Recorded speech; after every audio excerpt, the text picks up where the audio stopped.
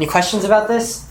Questions? Okay. Oh yeah. Do you think like Orthodox, like as in like Eastern Orthodox and Catholics are saved? So that's a big question to unpack. I can answer that in a couple ways. Probably the easiest way to answer that is no, unless they like subscribe to these things and that person is for some reason still in the Catholic Church.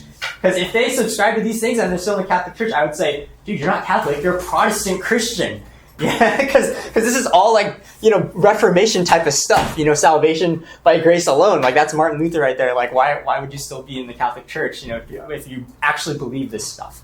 And I think that's difficult, right? Because obviously Catholicism is probably the most tied to Protestant Christianity, which is what we are, we're Protestant Christianity.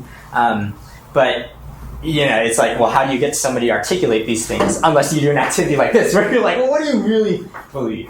Yeah, so that would be my answer. I think different people have different perspectives on that, but really what it comes down to is, you can look at the whole of Catholic doctrine. You can be like, okay, obviously that's not what we believe, but the individual person, because there's so much overlap, you can drill down on Catholicism. Yeah, I actually just read and reviewed this book about how to share the gospel with your Catholic friend, and it is basically saying, hey, like, don't go after the Catholic doctrine, but go after the Catholic person, your friend actually, and see what they actually believe, and then go from there.